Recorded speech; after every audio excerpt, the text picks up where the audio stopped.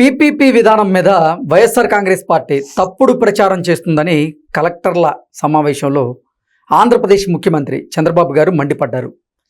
PPP విధానం మీద సర్వ హక్కులు పెత్తనం కూడా ప్రభుత్వాందే ఉంటుంది అంటూ చంద్రబాబు గారు స్పష్టం చేస్తూనే ఈ పీపీపీ విధానం ద్వారా రోగులకు సరైనటువంటి వైద్య సదుపాయాలు, మెరుగైన వైద్య సదుపాయాలు అందుతాయంటూ ఆయన తెలియజేశారు. ఇటు వైఎస్ఆర్ కాంగ్రెస్ పార్టీ ఈ పీపీపీ విధానాన్ని వ్యతిరేకిస్తూ వారు నిరసనలు, ర్యాలీలు చేస్తూనే కోటి సంతకాల సేకరణ చేసి ఆ ప్రతులను ఈరోజు గవర్నర్కి ఇచ్చేందుకు సిద్ధమవుతూ ఉన్నారు. అసలు ఈ పీపీపీ విధానం మీద మనం పూర్తి స్థాయిలో విశ్లేషణ చేసుకున్నాం. ప్రస్తుతం మనతో పాటున్నారు ప్రముఖ రాజకీయ విశ్లేషకులు లింగమనేని శివరామప్రసాద్ గారు. సార్తో మాట్లాడదాం. సార్ నమస్తే. నమస్తే. పీపీపీ విధానం అద్భుతం, కానీ వైఎస్ఆర్ కాంగ్రెస్ పార్టీ దాని మీద దుష్ప్రచారం చేస్తోంది.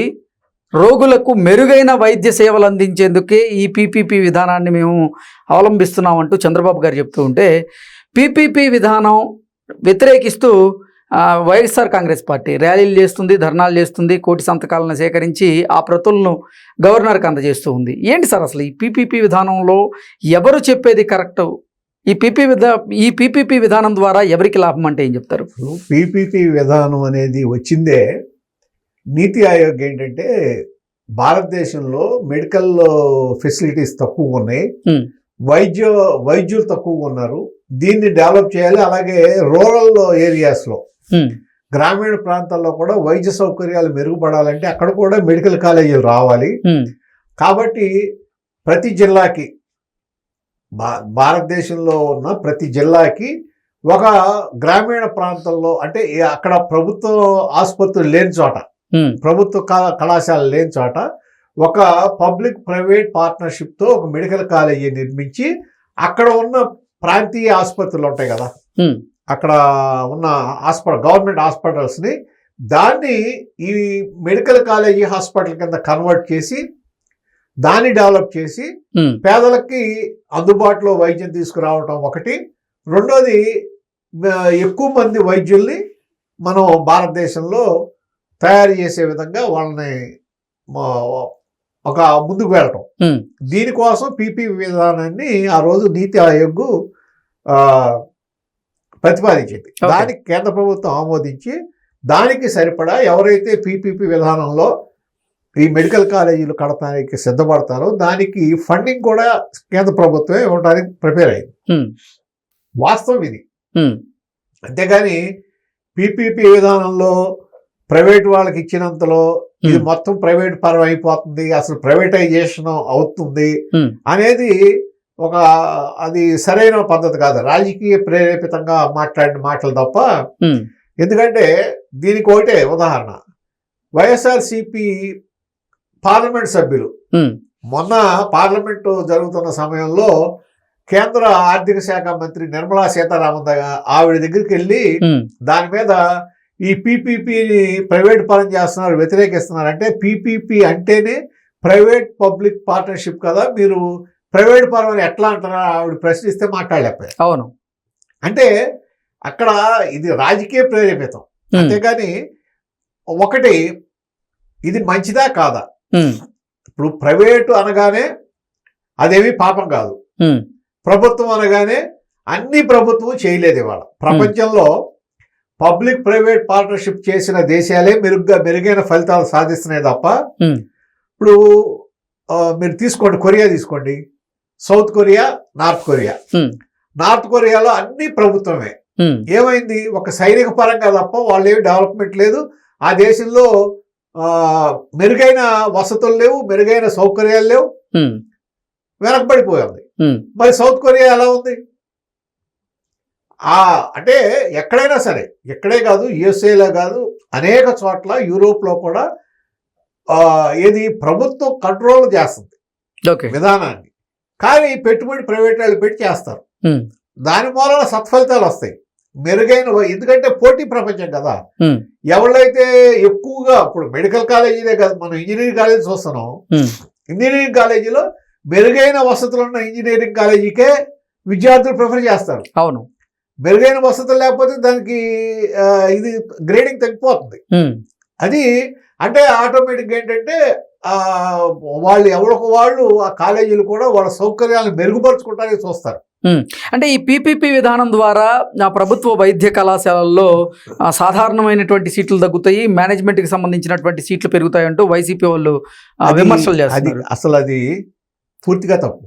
ఎందుకంటే 2014 నుంచి 2019 వరకు మెడికల్ కాలేజీల్లో కేంద్ర ప్రభుత్వానికి 15% కోటా ఉంటుంది. కేంద్ర ప్రభుత్వం కోటా పోను, మిగిలిన అన్ని కన్వీనర్ సీట్లే. అంటే కన్వీనర్ సీట్ అంటే గవర్నమెంట్ సీట్స్. అవును, 10,000 కడితే సరిపోయేది. దాన్ని జగన్మోహన్ రెడ్డి గారు తన అధికారంలోకి వచ్చిన తర్వాత 107, 108, 113 జీవోలు తీసుకొచ్చి దాంట్లో 50% ప్రైవేట్కి ఇచ్చారు.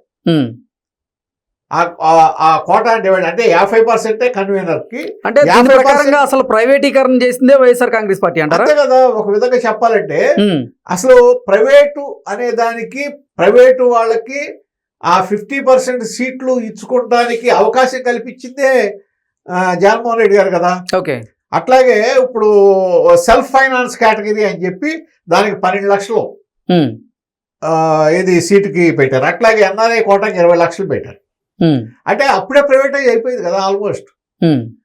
ఇప్పుడు పీపీపీలో దానికన్నా ఎక్కువ సీట్లు వస్తాయి. అంటే దాంట్లో కన్వీనర్ కేంద్రానికి ఇవ్వాల్సిన 15% పోను, మిగిలిన దాంట్లో 50% ప్రైవేటు, 50% కన్వీనర్ కోట. ఇప్పుడేంటి, అసలు కేంద్ర ప్రభుత్వానికి ఇవ్వాల్సిన కోటా కూడా లోకల్కే వస్తుంది. అంటే 50% పూర్తిగా 50% సీట్లు గవర్నమెంట్ కింద ఉంటాయి. ఏది మంచి విధానం?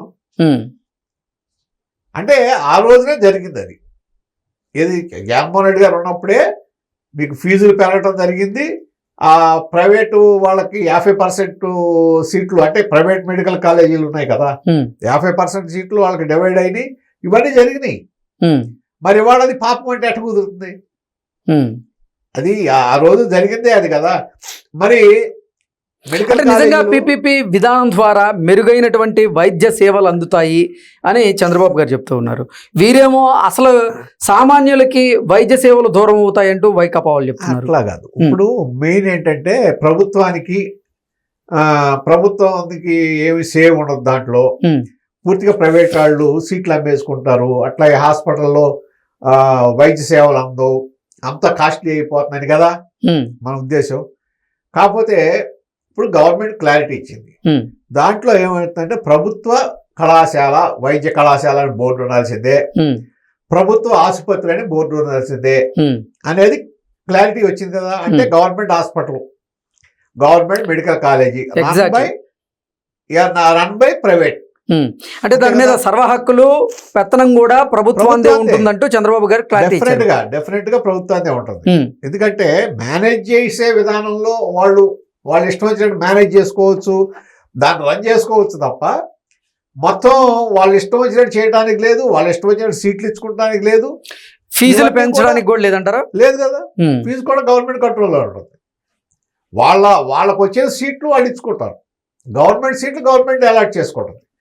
అట్లా అంటే ఇక్కడ కూడా నేను అనేది ఏంటంటే, ఇప్పుడు ఒక మెడికల్ కాలేజీ కట్టాలంటే ప్రభుత్వం భూములు ఇస్తుంది, 625 బెడెడ్ హాస్పిటల్ కట్టాలి, 625 పడకల హాస్పిటల్ కట్టాలి. లేదనుకుంటే అక్కడున్న లోకల్ ఏరియా హాస్పిటల్ ఉంటే ఆ హాస్పిటల్ అభివృద్ధి చేసి దాన్ని 625 పడకల కింద మార్చాలి. అంటే అది ప్రభుత్వ ఆసుపత్రి.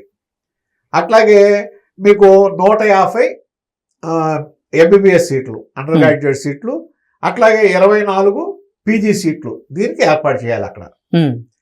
ఇప్పుడు మామూలుగా ఇంతకుముందు కూడా నేషనల్ మెడికల్ కౌన్సిల్ దీని ప్రకారం జగన్మోహన్ రెడ్డి గారు ఉన్నప్పుడు నేషనల్ మెడికల్ కౌన్సిల్ 2022లో ఇచ్చిన దాని ప్రకారం వీళ్ళు మెడికల్ కాలేజీలు కట్టారు.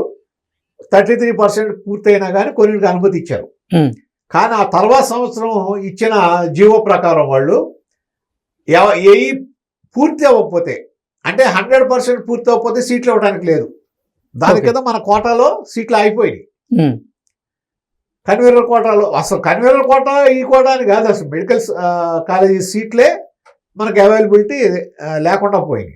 మరి అటువంటిప్పుడు ప్రభుత్వం నిర్మించడానికి నిధుల భారం, ఒకవేళ నిర్మించిన ఆపరేట్ చేయడం కష్టం, అంత తేలిక కాదు. అటువంటిప్పుడు ప్రైవేటు పబ్లిక్ పార్ట్నర్షిప్లో ఇచ్చి చేయటంలో దానివల్ల నష్టమేం లేదు. తర్వాత ఆ కాలేజీని డెవలప్ చేసి మీరు నర్సింగ్ కానీ లేకపోతే డెంటల్ కానీ వేరే పారామెడికల్ కోర్సెస్ పెడితే దాని మీద వచ్చిన ఆదాయంలో కూడా 3% ప్రభుత్వానికి ఇవ్వాల్సిందే వాళ్ళు. అది కండిషన్. సో ఇవన్నీ చూసుకుంటే మనం ఏదో ప్రైవేటు అన్న మాట ఉంది కాబట్టి అదేదో పాపంలా కాకుండా, వాళ్ళు ఏంటంటే ఎప్పుడైతే ప్రైవేటు వాళ్ళు ఎంటర్ అయ్యారో వాళ్ళ ఆదాయం కోసం వాళ్ళు ఏమీ ప్రజాసవకాశం చేయరు. దాంట్లో మనం ఏమేమి ఇదనుకోక్కర్లా, వాళ్ళ వాళ్ళ లాభం కోసమే చేస్తారు. కానీ దాంట్లో కూడా ఏంటంటే మెరుగైన విధానాలు తీసుకొచ్చి వాళ్ళు ఆ క్వాలిటీ చూపించకపోతే విద్యార్థులు రారు. సో అది మంచి జరుగుతుందో చెడు జరుగుతుంది అంటే మంచిగా జరుగుతుంది. ఇప్పుడు మీకు ఒక్కొక్క చోట 625 బెడెడ్ హాస్పిటల్ వస్తుంది. హాస్పిటల్ ఇప్పుడు గవర్నమెంట్ హాస్పిటల్ అంటే అదే పేమెంట్ కాదుగా. దాంట్లో 70% పేదలకు ఇవ్వాల్సిందే కదా. అవును.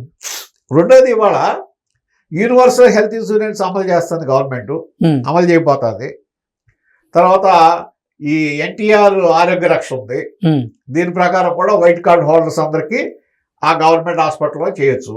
అంటే గవర్నమెంట్ హాస్పిటల్లో ఈ పీపీపీ విధానం వలన ప్రైవేటు అంటే కార్పొరేట్ వైద్యం గవర్నమెంట్ హాస్పిటల్లో అందటం మంచిదే కదా. ఇప్పుడు ఒక విధంగా చెప్పాలంటే జగన్మోహన్ రెడ్డి గారు కానీ, ఆ రోజు కాంగ్రెస్ కానీ, ఇవాళ వైఎస్ఆర్ కాంగ్రెస్ కానీ గట్టిగా క్లెయిమ్ చేసుకునేది ఏంటి, ఆరోగ్యశ్రీ ద్వారా వైఎస్ రాజశేఖర రెడ్డి గారు కార్పొరేట్ వైద్యాన్ని పేదలకు అందించారు అని. అంటే కార్పొరేట్ వైద్యం అనేది ఇక్కడ నోట్ చేసుకోండి. కార్పొరేట్ వైద్యం అంటే ప్రైవేట్దే కదా. అవును. ప్రైవేట్ వైద్యం అందించడం గొప్ప విషయం అయ్యి ఆయన ప్రజల మనసులో నిలిచిపోయాడు అన్నప్పుడు ఇవాళ కూడా కార్పొరేట్ వైద్యం అందుతుంది కదా. దాన్ని ఎందుకు అడ్డం పెట్టాలి? ఏ విధంగా చూసినా అది సమర్థనీయం కాదు. Okay sir, thank you so much.